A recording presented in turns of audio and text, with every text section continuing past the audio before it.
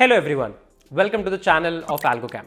So now on this particular channel, we are actually releasing a series on data structures and algorithms where we are going to talk about some of the most important data structures and algorithmic topics which are extremely important for your upcoming software engineering interviews. Apart from that, these are some of the I would say topics that are very helpful in your day-to-day engineering job as well.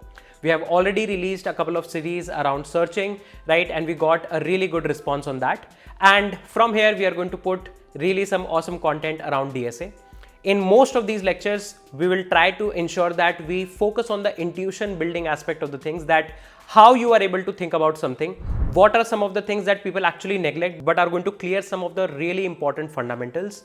We are going to see coding implementation, but trust me, my focus is not going to be on the language delivery aspect of the things, that okay, you have to code this in C++ or Java.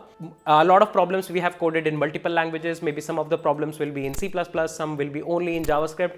I believe if you are somebody who is preparing for an interview, language in 2025 should not be a constraint, because most of the people can actually use ChatGPT to do language conversions. So my motive here is to make sure that you understand the concept in depth. You actually see how exactly somebody might have thought about the problem when they were carving out the problem, what can be some initial thought process, how you can actually drive yourself towards the solution. I believe these are going to be some really important videos that will be really helpful for your upcoming career. So do let us know what is your feedback. We are going to release a lot of more topics. Do let us know what all topics you want to have first, right? And the feedback is going to be important. Also, in case you are actually thinking to level up, you want to learn things with respect to low-level design, high-level design, overall system design for interviews, or you are somebody who wants to do project development in Spring Boot, you want to learn advanced Spring Boot concepts, or let's say advanced Node.js concepts, then we have a lot of courses, live courses running on algocamp.io. So you can check out the website courses.algocamp.io/learn, and there are a lot of courses that are actually listed. A lot of great discounts are actually going on all the courses as well.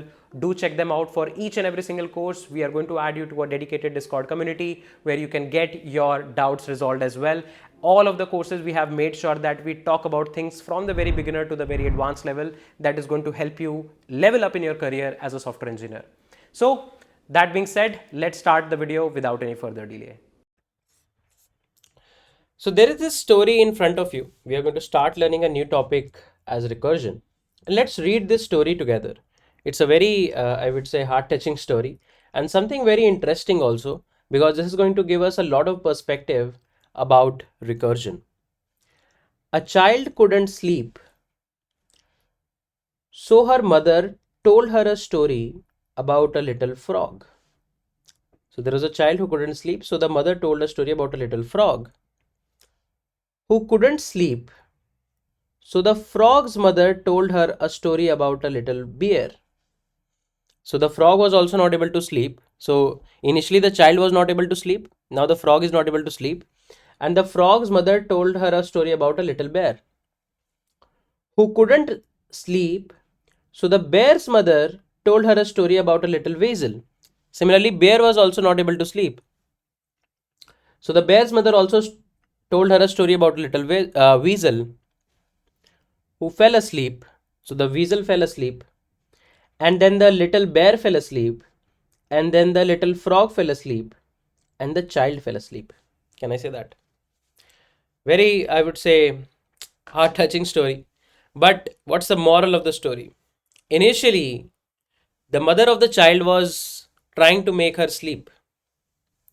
In order to do that, she told her a story about a little frog. So the bigger problem in hand was to make the child fall asleep.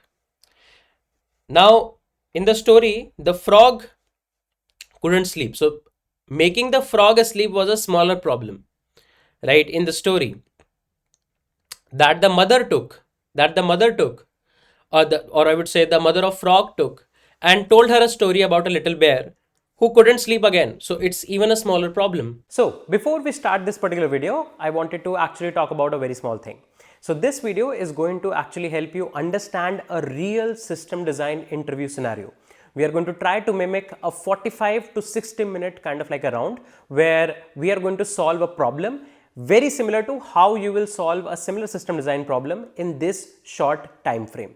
Now, of course, when you work as a software engineer in a company, you have relatively larger amount of time and you can do a lot of more deep dives in even very small level features. But in an interview, the temperament is different, the approach is different, and a similar scenario is actually explained in this particular video. So do consume the content based on that. Also, if you want to see more deep dives and want to understand these topics in a much more deeper level concepts, then do check out the link in the description section below for our System Design 2.0 cohort, where we have talked about a lot more concepts in a lot more detail, which will make you definitely a better software engineer. So let's just start the video. And then the bear's mother told her a story about a little weasel, which technically fell asleep immediately. The weasel fell asleep immediately. Once the weasel fell asleep, then the little bear fell asleep, then the little frog fell asleep, and then the child fell asleep. Right? So technically, we are trying to solve some problem here.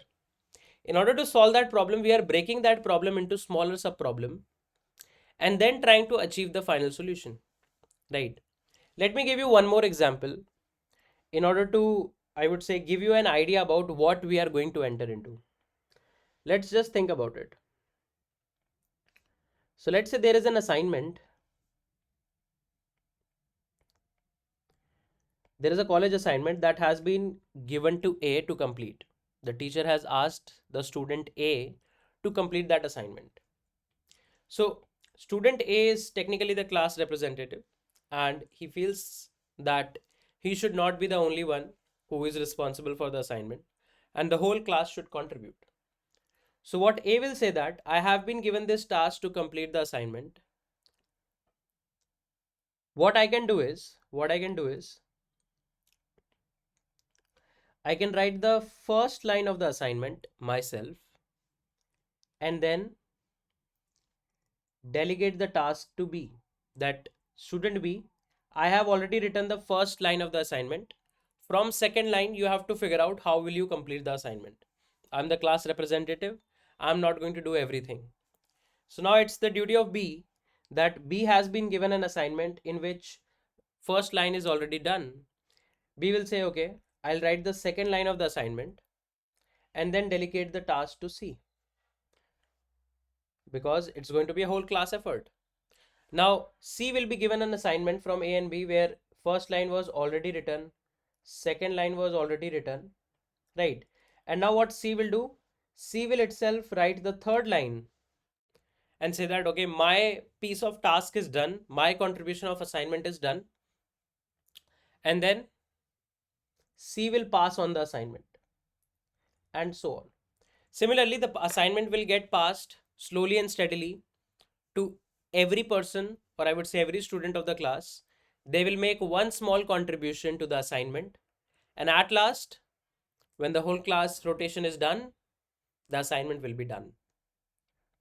So again, what is the moral of the story? Moral of the story is that you had a bigger problem of solving the assignment in your hand. What did you do? You tried to solve a smaller sub problem. That, let's say that I'll make sure that apart from line number 1, let's say it's a 30 line assignment. If somebody can write 29 lines for me, it's a smaller problem, right? 30 lines is definitely a bigger problem. Writing 29 lines is a smaller problem. So if somebody can write 29 lines for me, I can myself write one line, right? So we are delegating the task. We are giving the bigger, we are, I would say, shrinking the bigger problem into smaller problem and trying to somehow solve the smaller problem first. And we are delegating this task of solving this smaller problem to someone else. Similar thing was done in the above story, where when the child couldn't fall asleep, the whole story was delegated to the frog. When the frog couldn't fell asleep, then the whole story was delegated to little bear. When the little bear was not able to fall asleep, then the whole story was given to little weasel, who technically completed its own part. Then little bear completed its own part, little frog completed its own part, and then the child completed its own part. Right? So technically, these two stories, in a very, I would say, simple way, teach you recursion. Now you might be feeling that we have not discussed anything technical about recursion. hey Sanket, you have been just telling us some stories that okay are sounding good, but how do we understand recursion from it? No worries. When I will tell you the definition of recursion, when I will tell you what is actually going on, then you will be able to actually correlate with the fact that how these stories are actually just recursion. Because in both of the stories, our overall agenda is to solve a bigger problem. We try to delegate the smaller problem to someone else, that hey, you are going to complete this smaller problem for me, and then I will be completing the bigger problem or the biggest problem. This is going to be the sole crux of recursion. These two stories are going to be the sole crux of recursion. And trust me, recursion is going to be one of the most easiest programming technique that you can actually solve. And we are going to solve ample amount of problems in order to understand recursion well.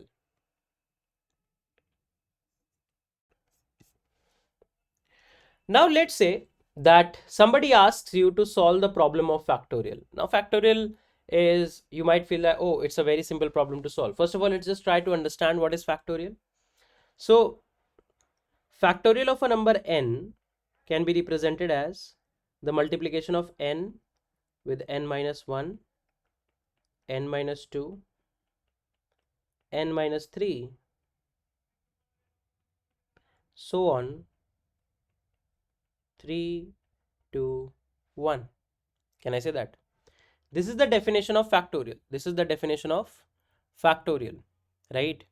That it's the product of all the natural numbers from 1 to n. That's n factorial. For example, if you talk about 5 factorial, then 5 factorial is technically equals to 5 into 4 into 3 into 2 into 1. This is the value of 5 factorial. What will be the eventual value? 3 into 2 into 1 is 6. 6 into 4 is 24. 24 into 5 is 120. So the value of 5 factorial comes out as 120. If you talk about something like 4 factorial, then 4 factorial is 4 into 3 into 2 into 1. See, 4 into 4 minus 1 into 4 minus 2 into 4 minus 3 up till 1. What is the value? 4 into 3, 12, 12 into 2, 24. So this evaluates to 24, right? So any values factorial, and we assume here, at least for the time being, that n is greater than or equal to 0. Technically, currently we are at least assuming this much part, that it is going to be greater than or equal to 0. So the factorial of any value, any positive and any whole number is going to be something like this. One corner case, 0 factorial is also equals to 1. You don't need to go into the proof of this. This is technically the defined value, that if somebody asks you the 0 factorial, it is technically 1. 1 factorial will be 1. 2 factorial will be equal to 2 into 1. 3 factorial will be 3 into 2 into 1. 4 factorial will be 4 into 3 into 2 into 1. 5 factorial will be 5 into 4 into 3 into 2 into 1, and so on. This is the basic factorial theory that you need to keep in mind before we start actually solving the problem of factorial. So now, because we know the basic theory of factorial, let's try to understand a few things around it. If somebody asks me to give the value of 5 factorial, how can I give 5 factorial? If you carefully see, then 5 factorial is 5 into this value. And have we ever seen this value before? Yes, just below it. It is 4 factorial. So can I say 5 factorial can be written as 5 into 4 factorial, right? See, this is 4 factorial, right? 4 into 3 into 2 into 1. So 4 into 3 into 2 into 1, this part is actually 4 factorial, and 5 into 4 factorial is actually 5 factorial. If somebody asks you to give you the value of 6 factorial, I don't know what is the value of 6 factorial, but I can say that it is 6 into 5 into 4 into 3 into 2 into 1. Definitely this is the value of 6 factorial. Now inside 6 factorial, if you see this much part, we have already seen it somewhere. This is technically 5 factorial. So can I say 6 factorial can be written as 6 factorial is equals to 6 into 5 factorial. As simple as that, right? So if let's say we have a bigger problem in our hand to calculate n factorial, how can we calculate n factorial? Let's just try to think in the terms of these problems or these stories only. If somebody asks you that, hey, can you give me 7 factorial? Technically, you don't remember 7 factorial, right? It's quite a huge value. You will say that, okay, I have a team, let my team solve it. So you'll go to the team and you'll tell the team that, okay, I have been given a problem to calculate 7 factorial. Let's do it together. Let's solve the problem together. Okay. So what will you do with your team? So this is you. This is member A, B, C, D, E, F, so on. You'll say that I have been given a task to calculate 7 factorial. I don't know what is the value of 7 factorial. You will ask A that, hey A, I know that 7 factorial is the multiplication of 7 into 6 factorial, right? This is something that I know. This is something that I know. So you'll ask A that, hey A, if you can calculate 6 factorial for me, you are my close team member, I am giving you this task that if you can calculate 6 factorial for me and give me the value of 6 factorial, I will be very easily be able to multiply the answer of 6 factorial with 7, right? So you are trying to ask the value of 6 factorial from A. So A will say, okay sir, this is my duty to help you and I will give you the value of 6 factorial. So now the agenda of A is to calculate 6 factorial. Now A also doesn't know 6 factorial. A also don't remember it, right? So A will say that, hey B, I need to calculate 6 factorial for me and I need to return it to our manager. So can you please calculate 5 factorial for me? Because if you will help me, if B will help A to calculate 5 factorial, A can just multiply the result of 5 factorial with 6 and calculate 6 factorial. So A's own task will be limited to what? Just one multiplication. Initially A has to do what? If I will say A, go and calculate 6 factorial like this, then this player A has to multiply 6 with 5, then it with 4, then with 3, then with 2, then with 1. A lot of things like A has to do manually itself. But if A delegates the task to B that, hey B, please give me 5 factorial, then the only task of A is to do one multiplication, that is multiply the result of 5 factorial with 6. Okay. Now it comes to B. B has to calculate 5 factorial. Now B also doesn't know what is 5 factorial, right? So B will say, hey C, can you please help me with this small task? I want you to calculate 4 factorial because I have been given a task to calculate 5 factorial. And I know 5 factorial is 5 into 4 factorial. So if you can help me with the result of 4 factorial, I will be able to impress A and immediately return the value of 5 factorial. Because if you will not help me, I have to go through 5 into 4 into 3 into 2 into 1. A lot of multiplication I have to go through. But if you can help me see, then I just need to do one multiplication of 5 with whatever answer you are going to return. So B has been given the task for 5 factorial and C has been given the task for 4 factorial. C will say, okay, definitely I will take up this task. And C is going to ask D that, hey D, I have been given the task to calculate 4 factorial. Can you help me? Because if you can give me the value of 3 factorial, then I will be able to calculate 4 factorial, because 4 factorial is what? 4 into 3 factorial. This is 4 into 3 factorial only. Can I say that? So now D has been given the task to calculate 3 factorial. Okay. Now D will delegate this task to E that, hey E, I have been given the task to calculate 3 factorial. I know 3 factorial is 3 into 2 factorial. So if you can calculate 2 factorial for me, right, then it will be very helpful, because then I have to just multiply your answer with 3. E will say no problem. E will delegate this task to F. E will say, hey F, I have been given the task to calculate 2 factorial and I know 2 factorial is 2 into 1 factorial. Then can you please calculate 1 factorial for me, right? And then whatever answer of 1 factorial you will give to me, I'll multiply 2 with it and I will be ready with the answer of 2 factorial that I can give to D. And now, slowly from you, the problem has been delegated to multiple people in your team. And at last, it finally arrived at F. Now, F is not a very super smart person, but F is definitely like mentally aware about what is going on. F knows that F has been given the task to calculate 1 factorial, and the value of 1 factorial will be always 1. Like, this is something very trivial, right? 1 factorial is always 1. This is very trivial because even if you delegate your task of 1 factorial to 1 into 0 factorial and then assume 0 factorial is 1, we can still say that 1 factorial is also 1, right? So either F can delegate the task to one more person at max, or F can also resolve the task itself, doesn't matter. So F is mentally aware and F says that, hey, okay, I am ready with the answer of 1 factorial. And what is the answer of 1 factorial? Answer of 1 factorial is 1. That's it. F has done its task. Now the task is back to E. Now E has received the answer from F as 1. What was E's own task? Now 1 factorial has been given by F. E has to multiply the answer with 2. Answer was 1. So 1 into 2 is 2. And can I say 2 factorial is 2?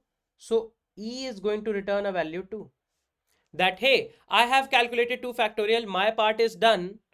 D, now it's all up to you. D says, okay, we have received the value of 2 factorial. What is 2 factorial? 2. What was my agenda? I have to multiply it with 3. So 3 into 2 will be what? 6. And 3 factorial is going to return 6. Now we are back at C. C says, hey D, very thank you. You have given me the value of 3 factorial. Now it is going to be really easy for me to calculate 4 factorial because 4 factorial is 4 into 3 factorial. What is 3 factorial? 6. What is 4 into 6? 24.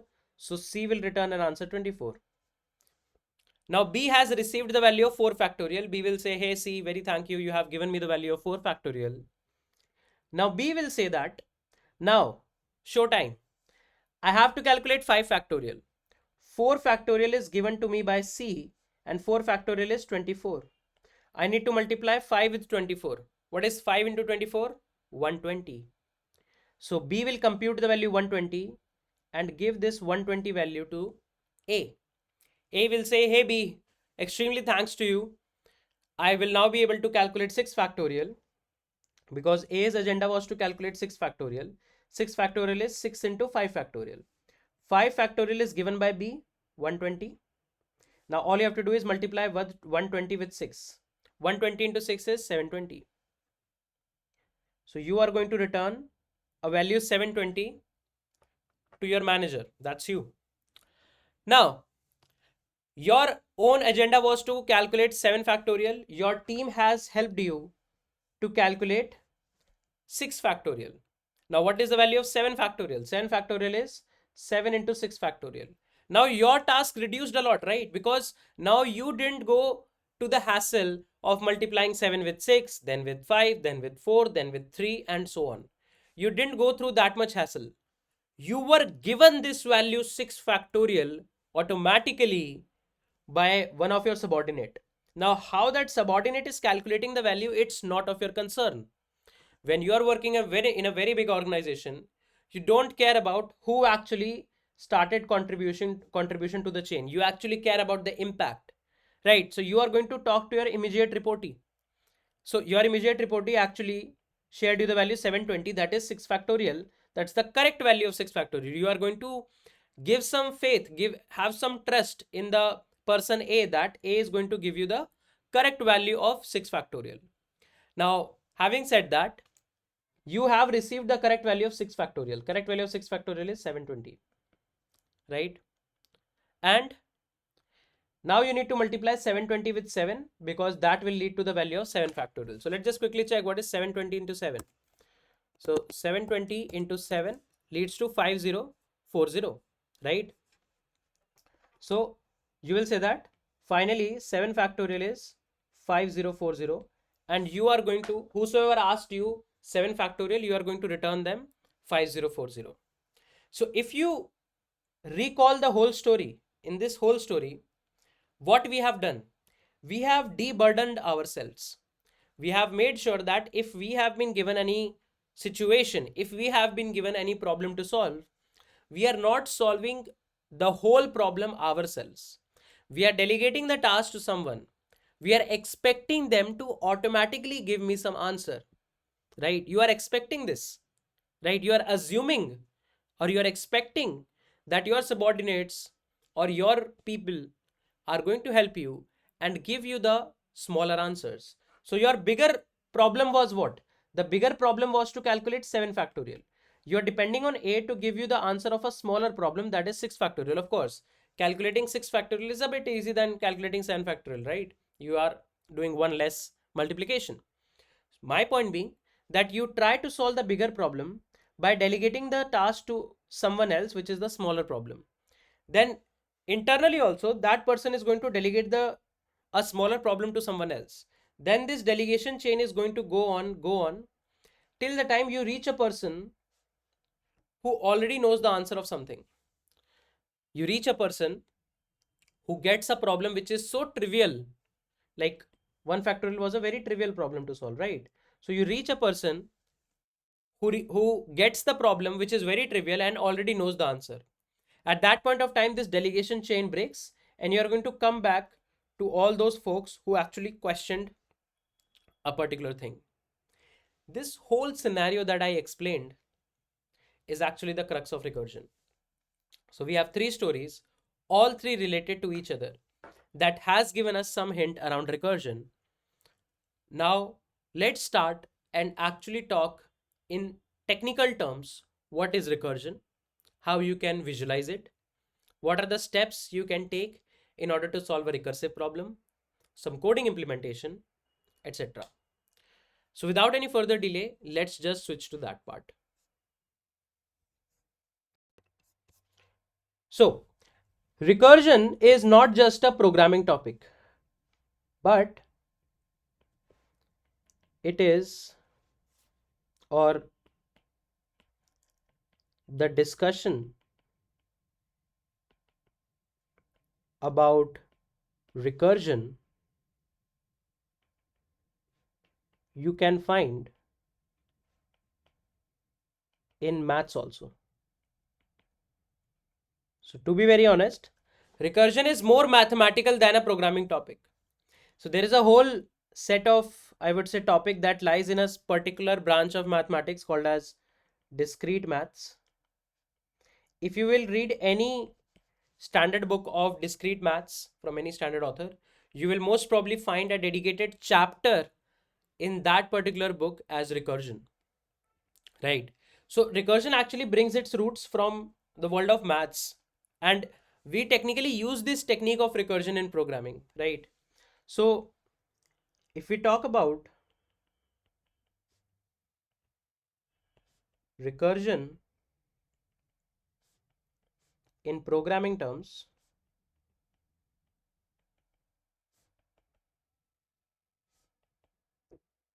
then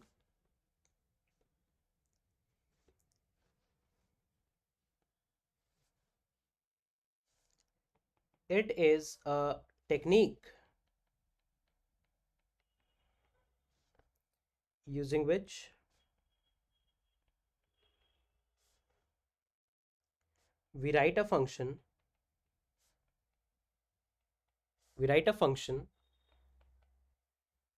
that denotes a bigger problem,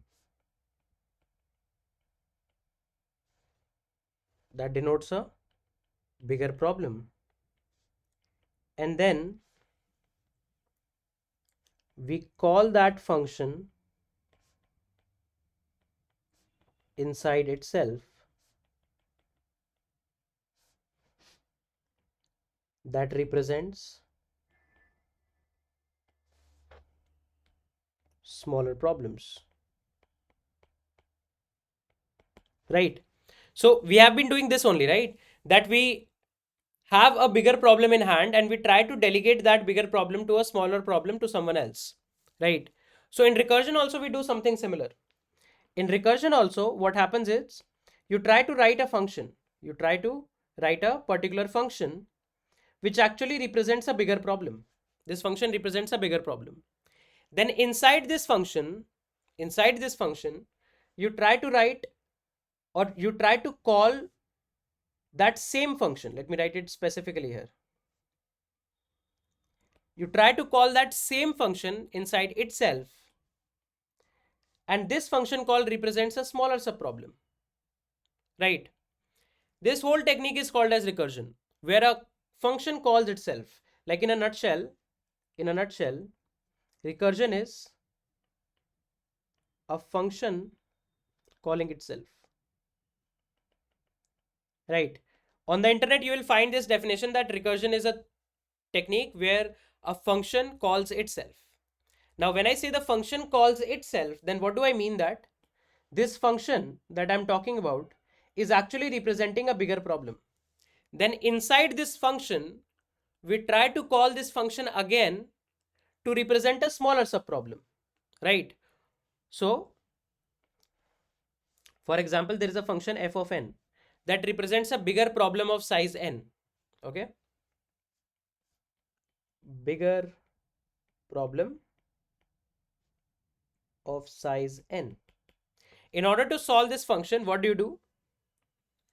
You call the function again inside the function. If I write the body of the function, then you call the function again inside itself to represent a smaller subproblem. Now you can see f, if you want to calculate f of n, you are calling f of n dash. And what is f of n dash? This represents smaller subproblem or smaller problem, right? Where n dash might be less than n, right? So in order to solve the bigger problem inside the function f of n,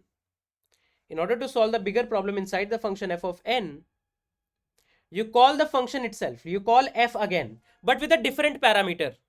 You generally call function f with a different parameter. Why do you change the parameter?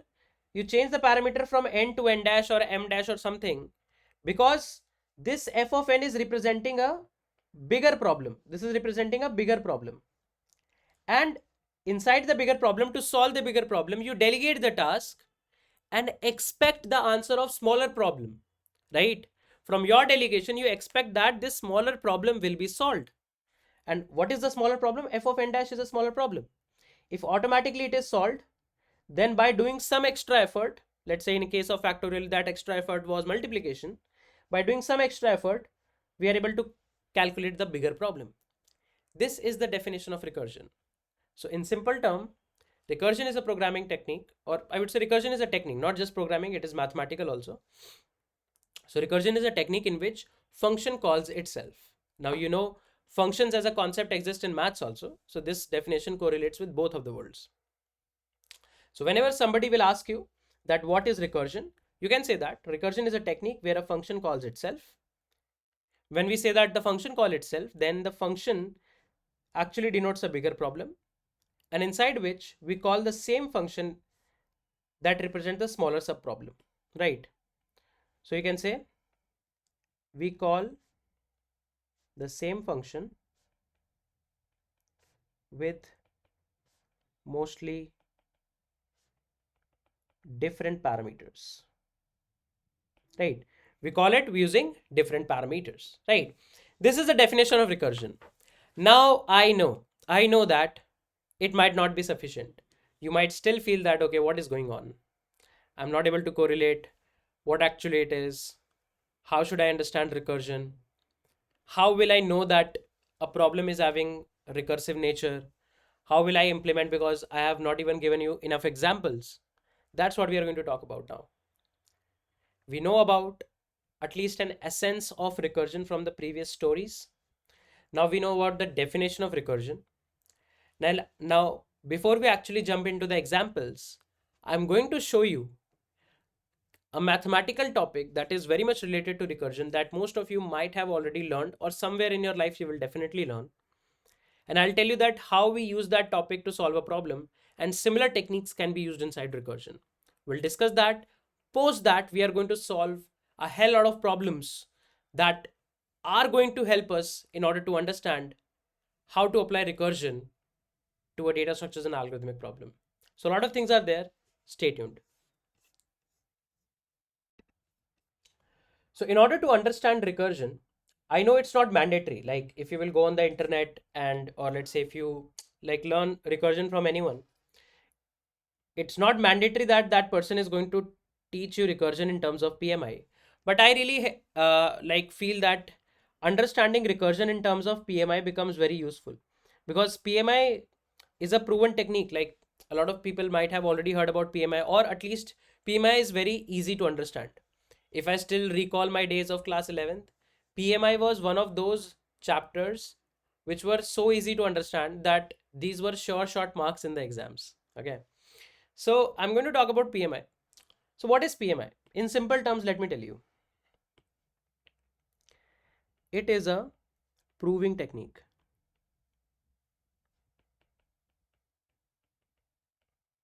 It is a proving technique. So in mathematics, there are a lot of formulas, right? These formulas you have to prove. A lot of times you have to prove these formulas. Okay. So in order to prove these formulas, there are different type of mechanisms. One of the mechanism to prove a formula is PMI, principle of mathematical induction, right? So this is technically a proving technique. In the discipline of mathematics, PMI is a proving technique. How does it prove it? To prove a formula,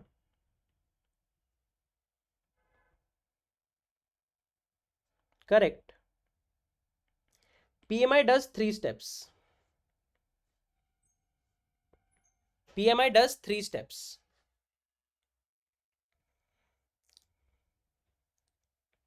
PMI checks the value, or I would say checks the answer for the most trivial value. Okay. Then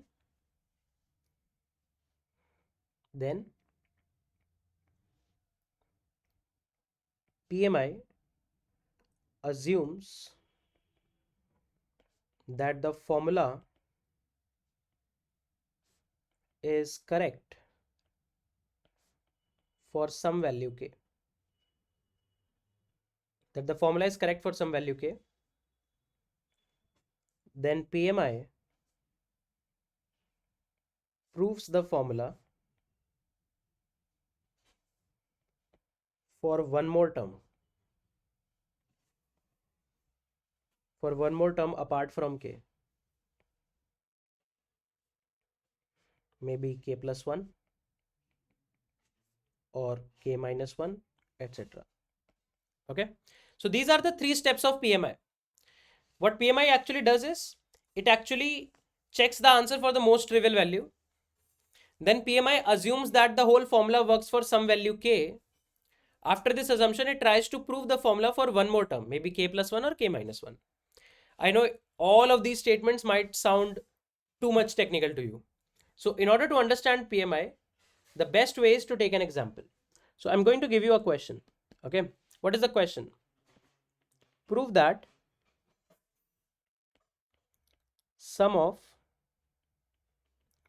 first n natural numbers is n into n plus 1 by 2. We all know this formula, but now is the time to actually prove this formula. There are multiple ways to prove this formula, but we are going to use PMI to prove this formula. Okay. So first of all, let's just try to understand natural numbers. If I write natural numbers, then 1, 2, 3, 4, so on and so forth, up till n. These are the natural numbers, right? Now, I have to prove that the sum of the first n natural numbers is n into n plus 1 by 2. Okay. So I'll just do these 3 steps. First step. Step number 1. What was the step number 1? I will try to check the value for the most, I will try to check the answer for most trivial value. Now let me explain this step. What do I mean by saying checking the answer for most trivial step? Now, if I will ask you that give me the sum of first 1 lakh natural numbers, it's a quite heavy problem to solve, right? 1 lakh natural numbers, I don't remember that. I might need to calculate it. So that's a very huge problem to solve, right? It's not trivial. But if I ask you, give me the sum of first one natural number, what is the answer? Like if I just ask you the sum up till here, that is just one. Forget about everything else. Forget about everything else. I ask you, hey, give me the sum of the first one natural number. You will say, is that a question? You just have 1 as the first natural number. You just want to get the sum up till there. The answer is 1, right? So the most trivial value is generally something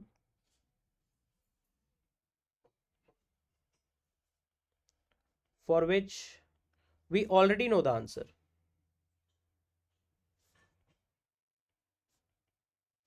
right? The most trivial value is something that for which we already know the answer. If somebody asked me that give me the answer for n is equals to 1, I already know the answer. I don't care about this formula, right? Even if I don't know the formula, for n is equals to 1, I can still answer, right? So in this case, the most trivial value is going to be n is equals to 1. For n is equals to 1, we know the answer will be 1, right? This is a known fact. This is so trivial. This thing is so trivial that it is a known fact that for n is equals to 1, answer will be 1. So let's verify. Now, let's verify that whether the formula works for n is equals to 1 or not. Now, because we already know the answer for n is equals to 1, let's try to check if the formula gives the correct answer or not. So if I say f of n is equals to n into n plus 1 by 2, and here I put the value of f n as 1, so f of 1 is equals to 1 into 1 plus 1 by 2. This is 1 into 2 by 2. That is 1. Can I say that? So the formula gives the correct answer. We already know the correct answer is 1, and formula also gives the same answer. So can I say the formula is working correctly for the most trivial value, right? Let me explain all of this again. So in the first step of PMI, you try to figure out that what is the most trivial value for which you already know the answer. You don't have to make an effort. I will say in this particular case, the most trivial value is n is equals to 1, for which I already know the answer, that the answer will be 1. So I'll try to verify my formula that whether the formula works correctly for this trivial value for which we already know the answer. So I put the input inside the formula, solve it, and the formula gives me the same answer. So we can say that the formula works correctly for the trivial value. This is the first step of PMI. And this trivial value is also called as base case. So generally the first step is called as figuring out the trivial value or figuring out the base case. That for what input you don't need to think, you already know the answer and you can just directly verify the formula. This is the first step of mathematical induction. Now let's talk about the second step, step number 2. In step number 2, we said that PMI assumes that the formula is correct for some value k. So this is the step of assumption. This is the step of assumption. Here we assume without any calculation, that formula is correct for some input value k, right? So if f of n is the formula for n into n plus 1 by 2, right? So I will say that, let's assume without any calculation, without any brain, let's assume that assume formula works correctly for n is equals to k, some term k. You can take any term k, n, m, any term you can take, that the formula works correctly for some term k. So we'll say that if I put n is equals to k, answer will be k into k plus 1 by 2, right? Why? Because the formula works correctly. So I'll just put the value of k inside the formula, and whatever value you get, this is the correct value. So we are assuming this is the correct value for n is equals to k, right? This is the step of assumption. Now, a lot of time people stumble on this step and they feel like, how can I assume this? How is it possible that this step will work? What is the sense of assumption? Don't worry, I'll answer it. But first of all, you just need to make sure that you have this framework in your mind, that the first step is to figure out base case. Second step is to take assumption, that you assume that somehow, somewhat, for some term n is equals to k, your formula works correctly. This is the second step of recursion. Now the third and the final step of PMI is to now, in this step, using the assumption of previous step, we try to calculate answer for one more term, right? So in the previous step, I assumed that the formula works correctly for n is equals to k. Here, let's prove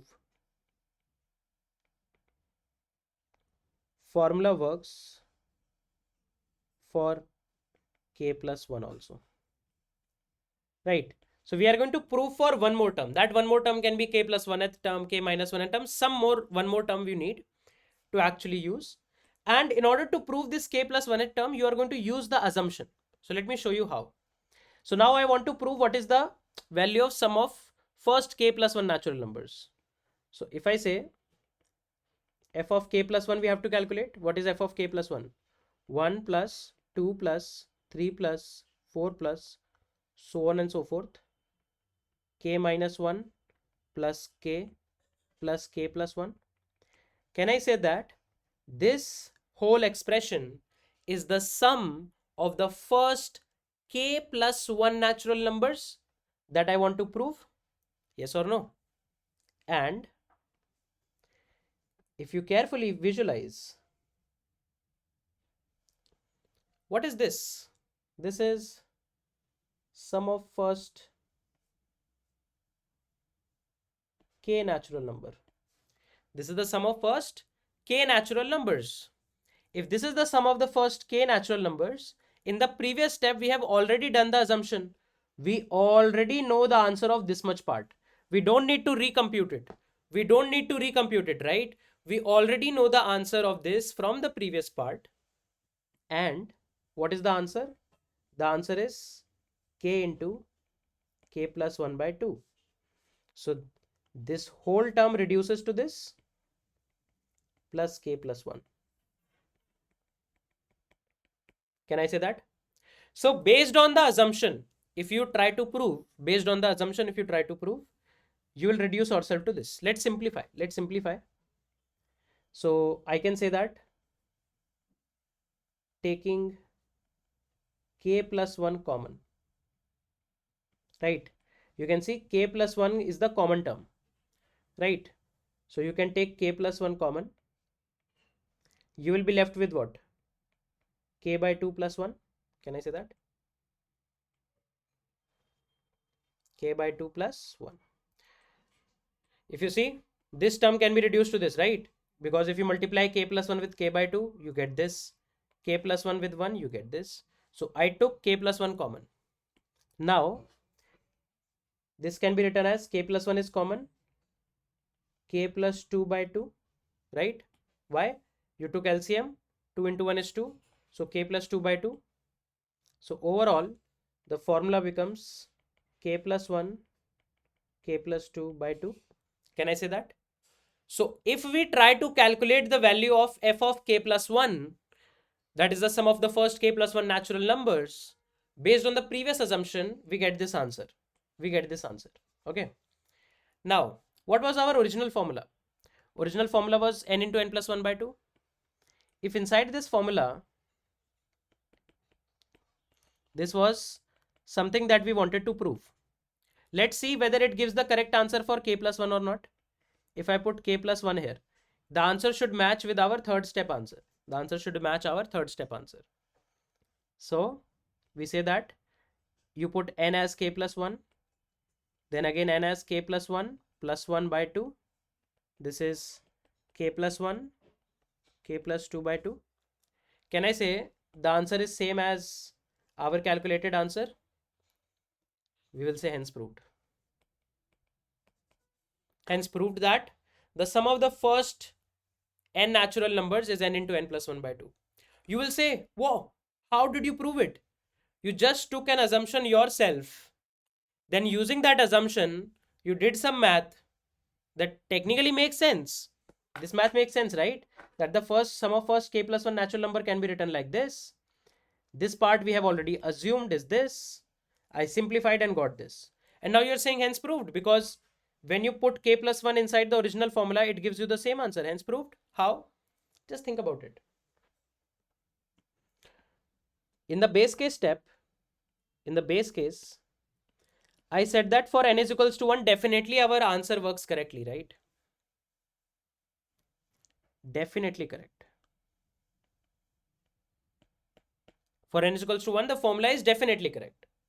Now that assumption of k that I took, let's say that assumption was for some value 4. Let's assume that I said that the formula works correctly for n is equals to 4. I assumed it. Okay, I assumed that the formula works correctly for n is equals to 4. If the formula works correctly for n is equals to 4, it is 4 into 4 plus 1 by 2, that is 2 into 5, that is 10. So I said that correct value of f of 4 is 10. I assume it because I put it in the formula. Whatever answer is we are getting, that's correct. Using this, I'm trying to calculate for one more value. So if we have assumed 4, can I say we will try to get it for 5? So what is f of 5? 1 plus 2 plus 3 plus 4 plus 5. And this value we already know is 10. So 10 plus 5 is what? 15. Right. So based on the assumption, if you calculate, you got the answer 15. And now if you put it in the formula, 5 into 5 plus 1 by 2, that is 5 into 6 by 2, that is 5 into 3, 15. The formula also gives you the same answer. Can I say that? So when you use the assumption to prove, you get the same answer, that is you are going to get by putting in the formula. Hence the formula is correct. Now similarly, just like how you proved that for 5 it is correct, I could have proved for k is equals to 3, right? That let's assume that for k is equals to 3, I already know the answer. And I proved for k plus 1. Because in the same way, I went from 4 to 5. I can go from 3 to 4 also. So f of 3 I'll assume is correct. 3 into 2 by 2, that is 3. Right, sorry, not 3 into 2 by 2. 3 into 2 plus, sorry, 3 into 3 plus 1 by 2. That is 3 into 2, that is 6. So I'll assume that k is equal to 3 is correct. What is k plus 1? F of 4. 1 plus 2 plus 3 plus 4. This part you already know is 6. 6 plus 4 is 10. And if you put in the formula, 4 into 4 plus 1 by 2, right? 4 into 5 by 2, that is also 10. So can I say using 3 I proved 4? Just like how using 4 I prove 5, I can use 3 to prove 4. Now similarly, I can use 2 to prove 3, right? what is f of 2? I assume that it is 2 into 2 plus 1 by 2. That is 3. And using this, I try to prove for k plus 1. That is f of 3. So 1 plus 2 plus 3. This much part we already know is 3. 3 plus 3 is what? 6. And if you directly put it in the formula, 3 into 3 plus 1 by 2, that is 3 into 2, that is 6. So can I say using 2 I could have proved 3 also, right? And using 1 I can prove 2 also, f of 1. Now this is the trivial, no? For k is equals to 1, it is a trivial value. So f of 1 you already know is 1. So is 2 correct? Is f of 2 correct? Let's see. 1 plus 2, this much part you already know is 1. 1 plus 2 is 3. And if you put the formula, this is 2 into 2 plus 1 by 2. Right? This becomes 3. So see, because you could have imagined any value k. Using k, you can prove k plus 1. So using k minus 1, you can prove k.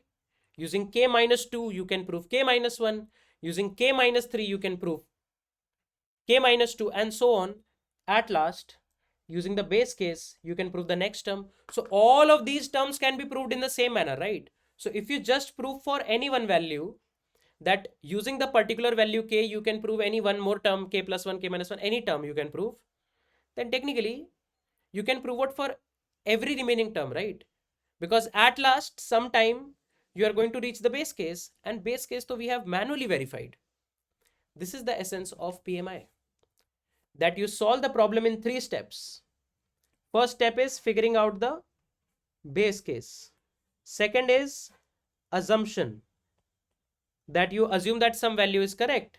And the third step is self work. I call it as self work, because here you have to manually prove for one more term. This is a manual effort that you have to do. It is no assumption, it is no trivial case. You have to manually do some work. That's why I call it as self work. So there is a 3-step framework that we prepared: figuring out base case, figuring out assumption, figuring out self work.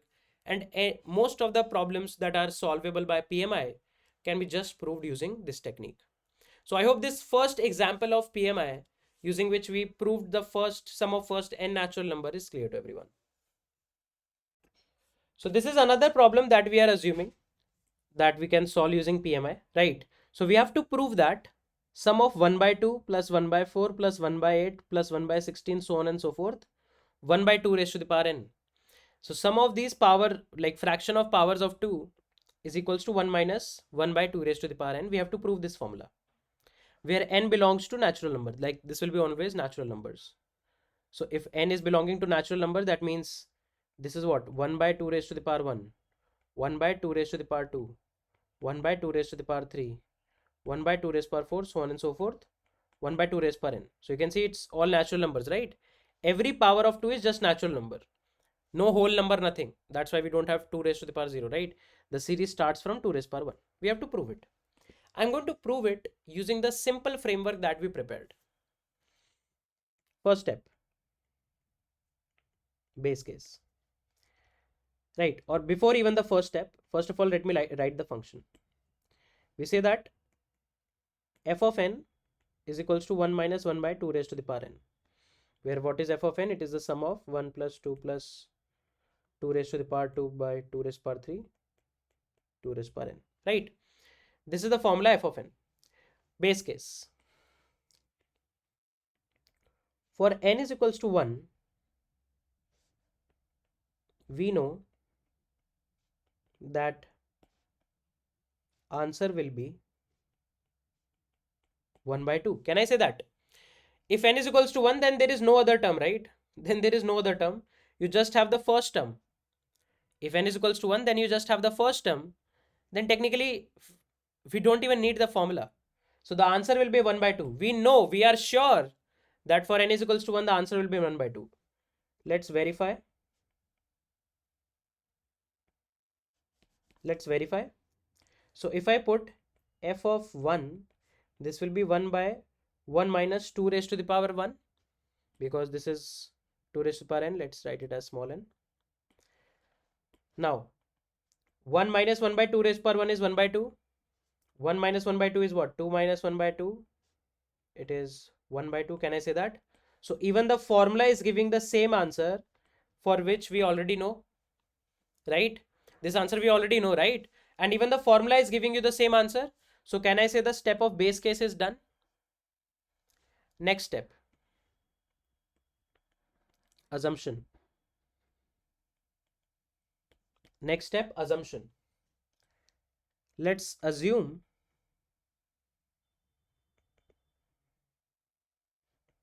formula works well for n is equals to k. That means f of k is going to be equal to 1 minus 1 by 2 raised to the power k. Right? This is we are going to assume. No brainer at all. Okay? Third step, self work.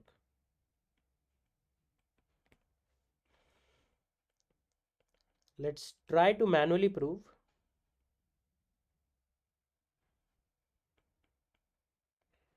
using the assumption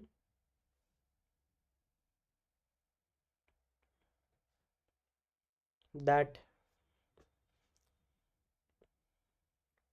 formula works correctly for k plus 1 also. Okay, let's try to prove for one more term. You can take k minus 1, k plus 1, anything. Okay, so what is f of k plus 1? Can I say it will be equal to 1 by 2 plus 1 by 4 plus 1 by 8, so on and so forth. 1 by 2 raised to the power k minus 1 plus 1 by 2 raised to the power k plus 1 by 2 raised to the power k plus 1. This is going to be the formula, right? And this much part we already know the answer. This is f of k, right? Sum of the first k terms. So can I say f of k will be equal to 1 minus 1 by 2 raised to the power k plus 1 by 2 raised to the power k plus 1. Can I say that? As simple as that, right?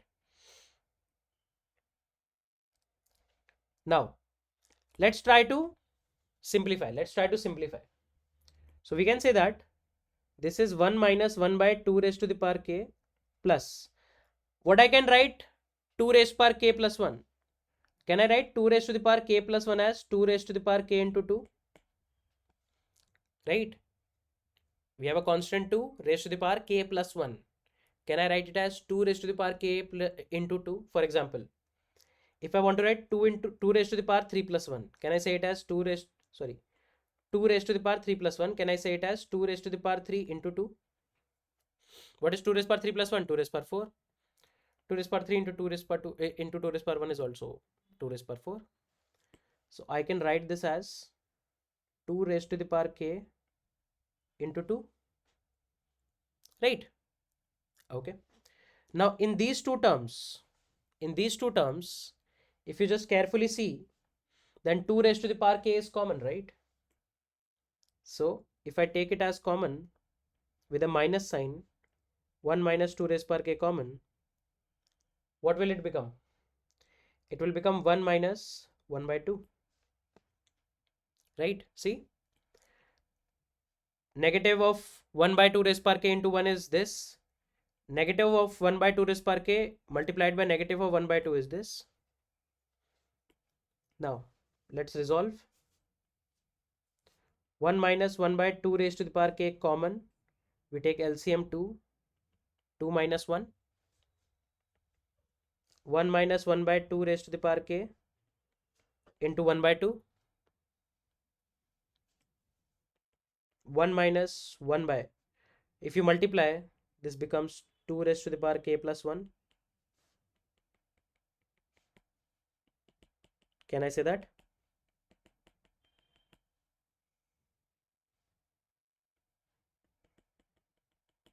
Right? So can I say, based on the assumption we got this formula. And what was the original formula that we wanted to prove? Original formula that we wanted to prove was this. So if inside this formula, if you put n is equals to k plus 1, it will become 1 minus 1 by 2 raised to the power k plus 1. And can I say using induction we are getting the same answer, 1 minus 1 by 2 raised to the power k plus 1. Hence proved. So this is the essence of mathematical induction. You take a base case, you assume for a term, you assume and you prove one more term. Because similarly, with a chain of multiple terms, you can repeat the same process. This is the principle of mathematical induction. Now, this principle of mathematical induction, we are going to just directly use in our recursive problems, and everything is going to be extremely sorted. We'll be able to solve any recursive problem, like 99% of the recursive problems, you will be able to solve using this framework that we have developed. But before going there, I hope this particular question is clear to everyone. Now, with the basic knowledge of PMI, let's come back to the topic of recursion. In recursion, we are going to use the same framework that we built for PMI, and we will be able to solve almost every other question using recursion. So let's bring our main factorial question again, that given a value n, calculate n factorial recursively, right? If I ask you to calculate it iteratively, of course it is going to be a very trivial task for you. You are going to apply a for loop from 1 to n, and you are going to just multiply your variable I inside your answer. Very simple task is going to be there. How can you solve it recursively? Again, if you want to solve it recursively, let's create a function f of n, right? We say that this function calculates n factorial, right? This function calculates n factorial. Now we don't know how to write this function, right? So let's see. So we are going to do the same 3 steps. First step is base case.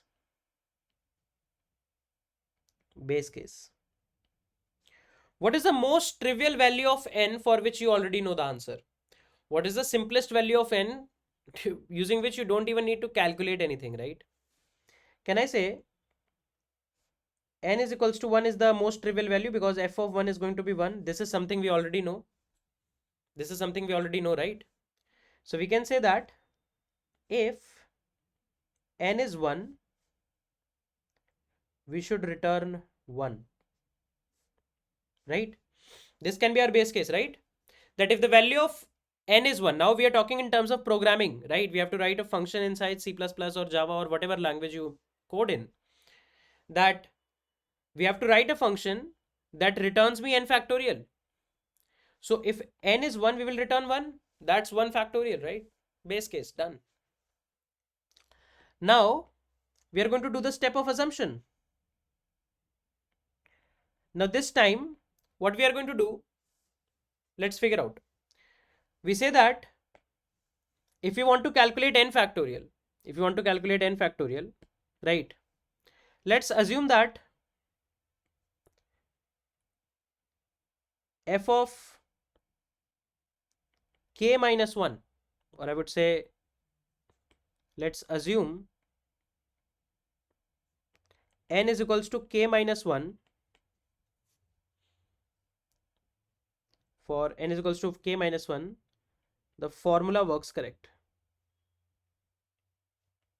right? So we are going to say that if f of n is the function that gives us n factorial, we say that f of k minus 1 will directly give us k minus 1 factorial. This function call is going to be correct. We can say that it is going to successfully give us k minus 1 factorial. That is it, right? We are going to assume this. That f of k minus 1 is going to give us k minus 1 factorial correctly. We want to calculate, let's say, some factorial. K minus 1 factorial will be calculated correctly. Now let's prove, that is self work, for n is equals to k, that if I have to calculate for f of k, using f of k minus 1, what can we do? So f of k is what? 1 into 2 into 3 into 4 into k minus 2 into k minus 1 into k. This is what? F of k minus 1, right? So can I say f of k can be written as k into f of k minus 1, right? Where f of k minus 1 is something that we assume is going to work correctly, and we will just multiply it with k. We will be able to get f of k, right? So this relation, if you want to calculate k factorial, you can just go and calculate k minus 1 factorial and multiply it with k. Can I say it is just resembling the same relation? So here also we can say that if I want to calculate f of n, we assume that f of n minus 1 is going to work correctly. That we assume f of n minus 1 correctly gives n minus 1 factorial. Then whatever is the answer of f of n minus 1, we multiply it with n. This multiplication is our what? Self work is multiplication. And this will help us to get the value of f of n, right? So can I say if I want to calculate f of n, I can just go and calculate f of n minus 1. We assume that this function is correctly going to give us the answer, and we can just multiply it with n, and we have proved it, right? Similar proving mechanism like PMI. We assumed f of k minus 1 works correctly. We wanted to prove for f of k. F of k is 1 into 2 into 3, so on and so forth up till k. These many terms are what? K minus 1. We have already assumed it is correct. So we'll be able to get this relation, right? And then using this simple framework, we will be able to code everything, right? Using this simple framework, we will be able to code anything. In my coding implementation, I am going to write exactly this part as it is. No change, no sugarcoating at all. Exactly this part almost, and exactly this part, that is the base case, and our recursive implementation will be done.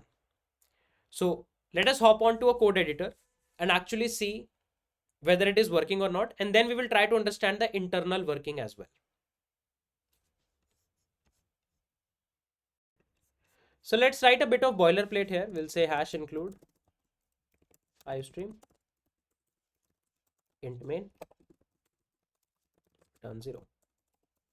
Okay, so in order to implement factorial recursive, what did I say? I said that we need to write a function f. So I'll write a function f. Okay, you can do better naming. I'm just going to write it as f. Okay, now it is going to return us a factorial, right? That is going to be an integer value. I'll say int f. Okay, now inside f, the only parameter that I need to have is n. So I'll say int n, right? And that's what we defined also, right? We said f of n is something that we want to implement. So this is f of n, right? Because of the syntax, you have to write int everywhere, right? Okay, base case. We'll say that if n is equals to 1, you return 1, right? That's the base case. That if somebody is going to ask you f of 1, you're going to directly come to line number 6 and return 1 because you don't need any computation. Otherwise, you're going to say return n into f of n minus 1. Now, what is this f of n minus 1? This is a function call. So we are going to assume that this function call works correctly. And whatever is the answer, we multiply it with n, and that's it. So if I do cout f of 5,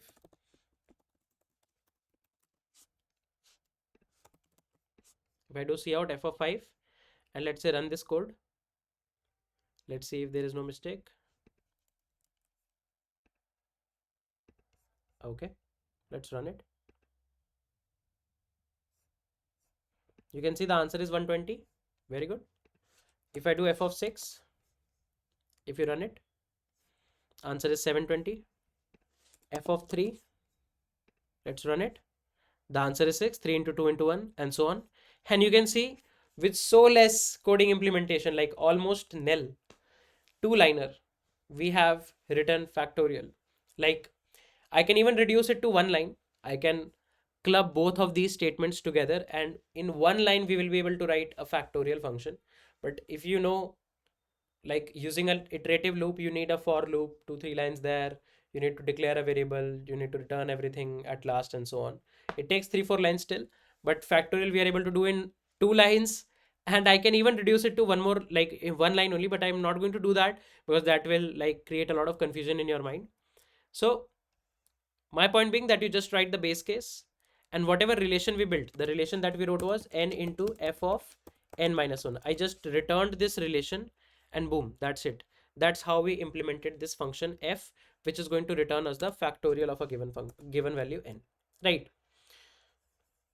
Now let's start talking about that why this function actually works, what is going on behind the scenes, and then we will get more idea around what recursion is actually doing. Now, how this simple two-liner code is actually working and how it is doing all of the things. It's similar to what we did in the stories of recursion. In the stories of recursion, what did we say? We are going to delegate the task. So from the main function, when you actually called for, let's say, f of 4, okay? So that's you. You are calling for f of 4. Then you go here and you make another function call. This another function call, like actually it is going to compute, right? How it is actually computing, I'll tell you. But this is technically delegating your task to your subordinate A, that go and calculate 4 minus 1. 4 minus 1 is f of 3. It goes and delegates the task to B as 3 minus 1. Then 2 minus 1 and so on, right? So this task delegation is going on only. And if you carefully see, then let's say if I want to calculate f of 5, I don't know what is f of 5. I don't know what is f of 5, right? So if somebody can give me f of 5 minus 1, if somebody can give me f of 5 minus 1, that is f of 4. If somehow f of 4 is already given to me, I can multiply 5 with it, right? But I don't know what is f of 4. So f of 4 will be calculated as what? If somebody can give me what is f of 3, right? If somebody can give me what is f of 4 minus 1, what is 4 minus 1? 3. So if somebody can give me what is f of 3, I can multiply n with it. Okay. I don't even know f of 3. So if somebody can give me f of 2, I can calculate f of 3. If somebody can give me f of 1, I can calculate f of 2. Now f of 1 is a base case. You can see is n is equals to 1, yes, return 1. So from here, I'm going to return 1. You are back with f of 2. When you wanted to calculate f of 2, you asked for f of 2 minus 1. What is f of 2 minus 1? 1. So what is 2 into 1? N is 2 here, right? What is 2 into 1? 2. So you are going to return 2. You are at f of 3. You asked for f of 2. What is f of 2? 2. Now 3 into f of 2 is what? 6. You are going to return 6. Then similarly here, you got f of 3. Now you need to multiply 4 with it. So 6 into 4, 24. Now you got f of 4. That was our original use case, right? You wanted to calculate f of 5 and wanted f of 4. Now somebody has allocated f of 4 to you. Its value is 24. You just multiply 5 with it. That's 120. Right? So this is technically how recursion is delegating the task. But now you might be feeling that this looks like magic. Like how exactly things are going on?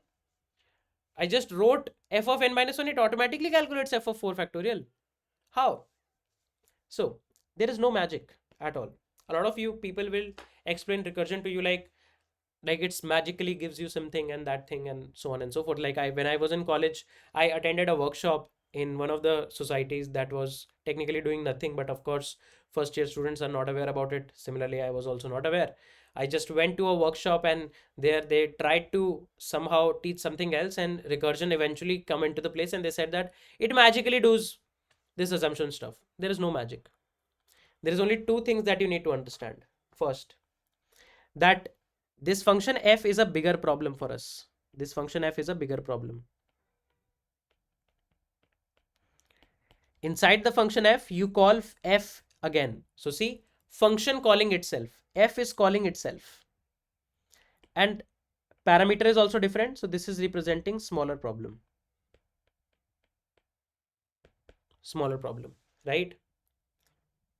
This is the first thing that you need to keep in mind, that in order to solve the bigger problem, you try to assume that smaller problem is already solved, and then you do something. But how exactly it happens? Let's talk about it. So this is the memory map. Whenever you actually run your C++ program or Java program or anything, there is some memory allocated inside RAM to you. How does that memory looks? So let's say you got 1 GB of RAM got allocated to yourself. There will be separate sections of that 1 GB RAM that actually does a lot of things. For example, there is a section of heap, right? We will talk about heap later, right? Currently we don't need heap, so I'm not talking a lot about it. There is a space where all the global variables exist and so on. Multiple places are there. Inside your memory, there is one more spot called as call stack. Called as call stack. Now what is this call stack? So whenever you call a function, whenever you call a function from anywhere,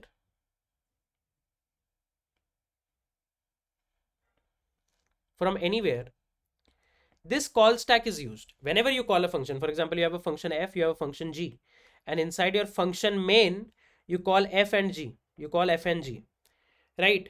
So anytime when a function is called, this call stack is used. How this call stack is used? First of all, let's try to understand stack. What is a stack?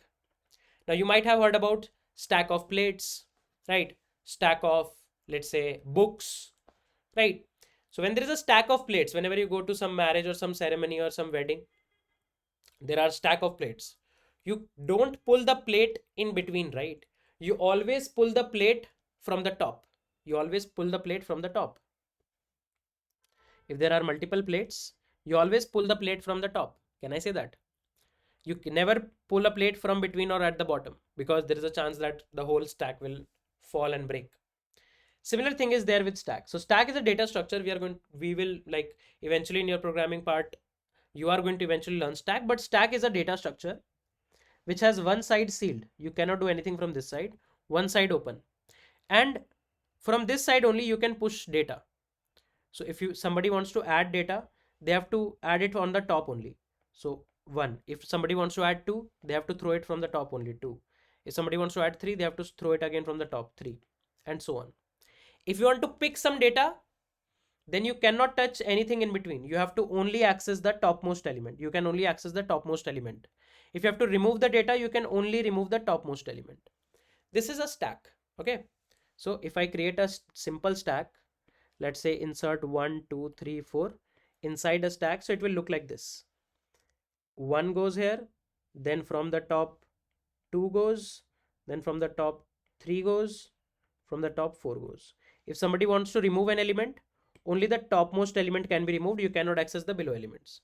Now let's say if somebody wants to access, you can only access the topmost element. Now 4 has been removed, so the topmost element is 3. If you again want to remove, only 3 can be removed, and so on. So this is a stack. Now what is a call stack? Now call stack is a memory stack in which whenever you call a function, a new entry called as stack frame is added to the call stack. So whenever we call a function, a new entry actually goes inside our call stack. This entry is called as a stack frame.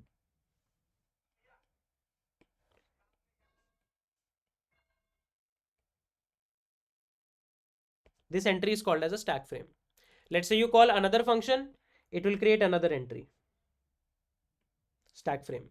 When the function ends, the stack frame is removed. When the function ends, stack frame is removed. Okay.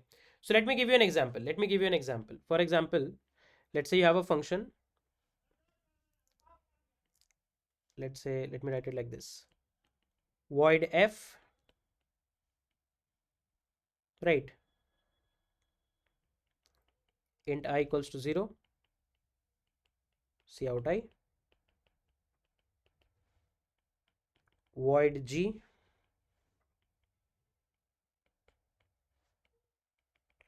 Int j equals to 0. Cout j. And then inside int main, you first call f, then you call g. and inside main you also return 0. Okay, let's say this is the piece of code. Now how your call stack will go? How your call stack will go?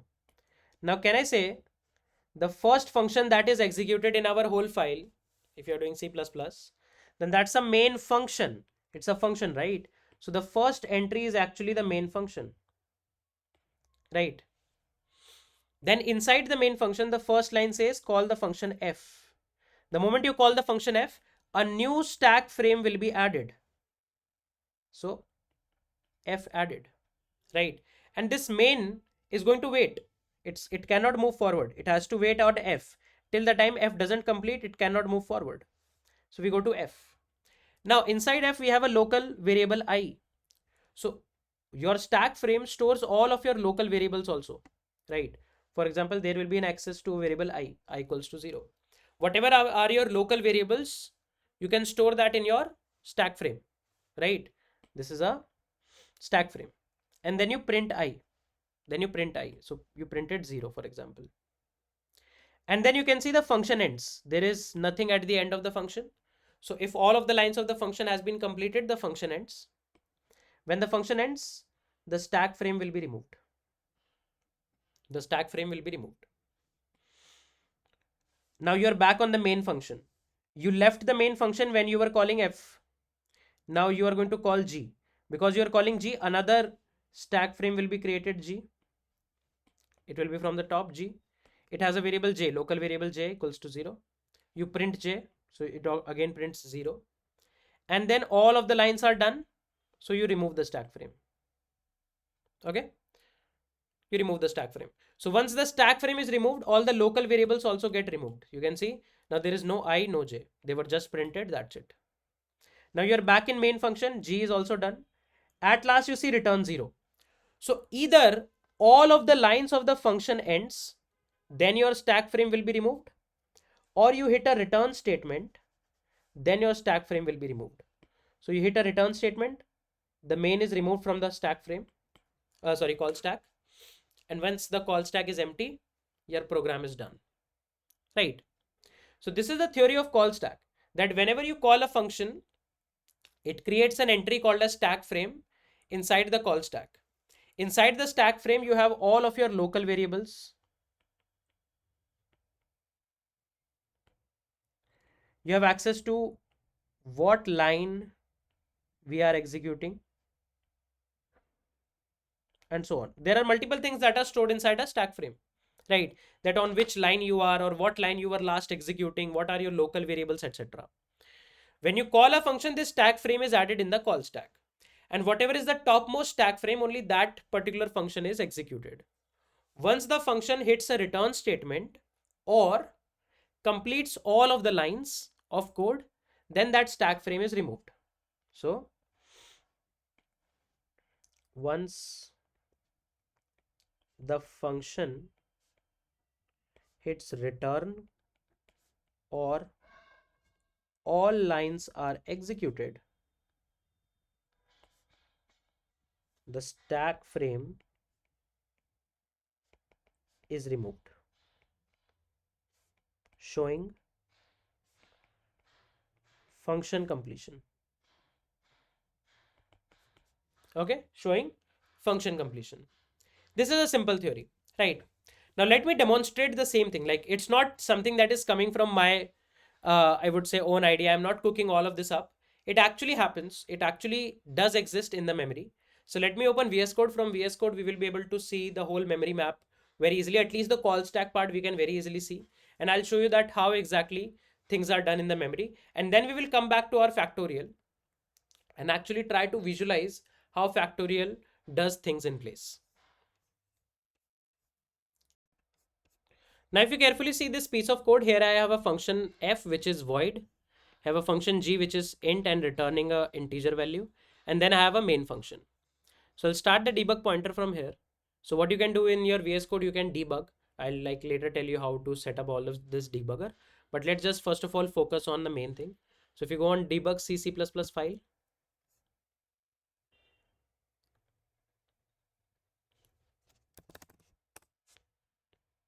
Okay. Now you can see there is something named as call stack. Can you see this call stack? right? This is call stack. In the call stack, if you just carefully see, first of all, you have the name of the file and then name of the function. What is the function? Main. So we are inside the main function, right? Main is the first function. So inside the call stack, you have main.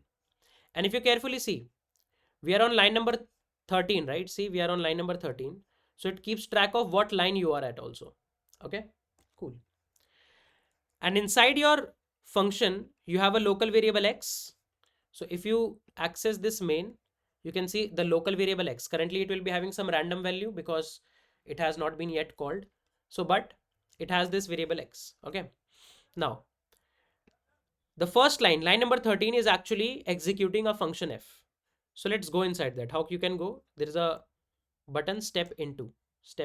Click on step into. And the moment I stepped into f, that means I called f. You can see in the call stack above main you have f. Above the main function you have f. And if you see f, we are executing line number 4. We are at line number 4. And here also we are keeping a track of line number. See, line number 4. Now let's execute line number 4. If you just want to move ahead, step over. You executed line number 4. And that's it. So the moment all the lines of f is completed, you can see the call stack has removed f. You are back in main. But till the time f was executing, main was on break. Main was waiting on line number 13. But the moment f is completed, you can see main is coming to line number 14. You can see that. Now on line number 14, there is a function called g. You again go inside it. The moment I called g, you can see in the call stack above main, now I have a g. Inside g, if you see, there is only one local variable r. You can see I have access to r here. If I want to see what are the local variables of main, I'll click on main. You can see local variables of main. If I want to see local variables of g, I can click on g, local variables of g. Okay, let's move ahead. We'll allocate a value 10 to r. And then I want to return. The moment you return, this g call is going to get removed and you're going to go back in the main. Let's return. See, the moment I returned, we are back in line number 14 and g has returned a value 10. So the moment you go again, you can see g returned a value 10 that has been allocated to x. And you can see we move to line number 16. It is keeping a track of what line you are at. So we are at line number 16. It is keeping a track of it. And at last, you are also going to return 0. So the moment you return 0, that's it. You can see the call stack is empty and the function ends, right? And you are also printing hey. So actually this thing happens, right? Where you are able to add a new stack frame inside the call stack whenever a function is called. This is a very basic theory, and I hope this visualization inside VS Code helped you understand that how exactly call stacks store the call stack frames. Now, based on our discussion about call stacks and recursion, let's try to debug that how this function f calculates f of 4, for example. Okay, so I'm going to start the debugging. Okay, you can see inside the call stack, you are inside main, line number 15. Okay, you're going to call f of 4. Let's go and call f of 4. You can see the moment I went ahead, the main function is still waiting at line number 15. The main function is still waiting at line number 15. And you went ahead with a function called f. You went ahead with a function called f, right? This f is at line number 6. And if you see the local variable, we called for 4, right? Okay. So is 4 equals to 1? Is the variable n equals to 1? N is having a value 4. Is 4 equals to 1? No. So this base case will not be executed. You're on line number 8. Now line number 8 does the return, does the multiplication, and has a function call also. So first of all, in order to do the multiplication, you will complete your function call. So here we are calling for f of n minus 1. What is n? 4. What is 4 minus 1? 3. So technically it is going to call for f of 3. Let's go there. If I click step into again, you can see we have another function. We have now 2 function calls above each other. And now the value of n is 3. Now this is going to calculate 3 factorial, like f of 3 will calculate 3 factorial for us. How? Is 3 equals to 1? No. And again a function call. It is going to calculate f of 2. See, the moment you called f of 2, another function stack frame is going to get added. Is 2 equals to 1? No. You are again going to call for f of 2 minus 1. That is this, right? Now you can see the local variable is 1. You added another stack frame. And now you check, is 1 double equal to 1? Yes. So you return 1. The moment you hit a return, see 1, 2, 3, 4. There are 4 calls of f. The moment you hit return, now you are left with just 3 calls of f. Can you see? There are just 3 calls of f left. So now you are back in f of 2, which is this function call. You are back in this function call. You left it on line number 8, where you actually went and calculated f of 2 minus 1. Now you have the value of f of 2 minus 1 as 1. You multiply it with 2, and that's it. You go back. See, now one more stack frame is removed and you are back at f of 3. Now you'll multiply 3 with 2 and return. You are back at f of 4. You multiply 4 with 3, right? Sorry, 4 with 6, because f of 3 was 6. And that's it. You are back inside main and you are going to just print it. Okay. So if you see debug console, you are printing the value 24, right? So the same thing happens with recursion also. That when you say that f of n minus 1 will automatically, we assume that it will automatically calculate the correct value. It's no magic. It actually goes inside, calculates n minus 1 factorial till the time you sit back tight and wait that, okay, n minus 1 factorial is getting computed, I'll wait. Okay, f of 5 will wait till the time 4 factorial is getting computed. Once 4 factorial is computed and given to f of 5, it multiplies 5 with it and returns. That's it. So this is the essence of recursion. Right? Where one function call is not going to do everything. It's not a very heavy function call. It's not going to do everything. It's just going to delegate its task to another function call, that is f of n minus 1. Then f of n minus 1 delegates its task to f of n minus 2. And so on. And eventually the whole problem is solved. That is why we say that f of n represents a bigger problem. F of n minus 1 represents a smaller subproblem that we first calculate in order to get the answer of the bigger problem. So I hope the overall logic around how exactly internally this recursive function is working is clear to everyone. If you just want to implement this factorial function in one line, that can also be done. Let's say if I implement a function fact that is going to return n factorial, right? You can say return, and you can use a ternary operator. So you can say if n is equals to 1, you are going to return 1. Otherwise, you are going to return n into fact of n minus 1. So in one line also, you can just implement the whole factorial function. Here also I'm doing recursion only, but I just clubbed all of the statements together. So this is our base case. If the base case doesn't hit, you are going to hit this. So a one-liner factorial, if you want to implement, you can implement like this. Now, every time when I actually solve a recursive problem, what you will find is you will find me always and always using a similar type of a framework. I will always write a function n, give it some parameters based on which I can uniquely identify an n and identify that it's a subproblem. And then try to find the recurrence relation based on the base case, self-work and assumption. That's a bunch of brainy stuff that I do in the initials. Because once done, then using the base case and using the recurrence relation, generally the implementation becomes a cakewalk. Okay. Now, of course, there might be a lot of questions in your mind that when I say that f of n minus 1 works correctly, I say that out of assumption. In math, still it works, that you are able to visualize it. But what about programming? In programming, if I'll just write f of n minus 1, how does it works correctly and automatically calculates n minus 1 factorial? Don't worry. All of this theory is actually behind the concepts how functions are called. I'll go there. I'll show you the magic that internally there is nothing magic. All of the things that you are actually doing is pure logic, right? But before that, I would like to show you one thing, that how easy it becomes whenever you have completed your recurrence relation to implement a problem. So you can see this is the recurrence relation f of n is equals to n into f of n minus 1. this is the base case, that any one of the base case should work. N equals to 1 is 1, n equals to 0 is 1, right? Sometimes in the problem there can be more than 2 or 3 base cases as well, that all of them depend. So you have to just keep an eye on that. And then what I'm going to do, I'm going to make a new file, factorial.java. Okay, I'll say class factorial.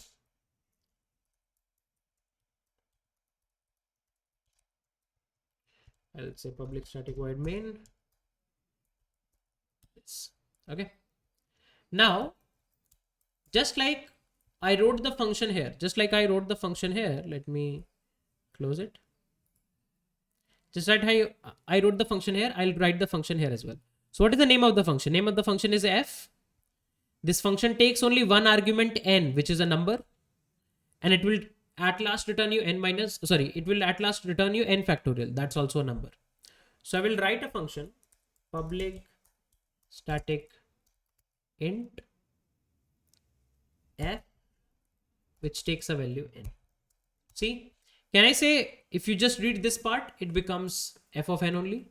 It takes an integer value as an argument and returns n factorial, which is an integer. That's it, right?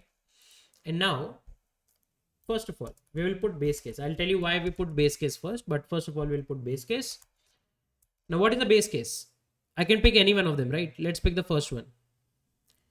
I know that if the value of n is 1, there's no point of computing anything. I already know the answer. So I don't let you move forward. I will return 1. That f of 1 is 1, right? This is double equals to, you might see it continuous because of the font that I have installed, but technically this is double equals to, it's like this, equals to, and then again equals to. It just changes due to font. Okay. So this is the base case. Now what do? We take the assumption. So I'll say int assumption. And what was our assumption? Our assumption was that the value of f of n minus 1 will be automatically calculated. Function works correctly for n minus 1, right? The function works correctly for n minus 1. Once you have that assumption, you know that the answer of this whole function f of n is going to be what? N into whatever was your answer of the assumption. That's it. And you can save some lines, right? Instead of separately segregating it out, n minus 1 separately in an assumption variable and then using it, what I can do is I can just put it here, remove it, and you can see f of n is n into f of n minus 1. As it is, whatever was the recurrence here, I wrote it as it is. No change at all. Just that the above, we have written a base case that is going to help us with the problem. Don't worry, why base case is important is also going to be pretty clear to you after some time. But now if I call this function,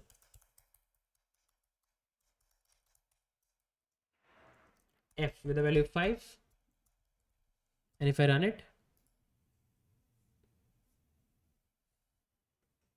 you can see we are getting 120, and that's correct, right? But try 6,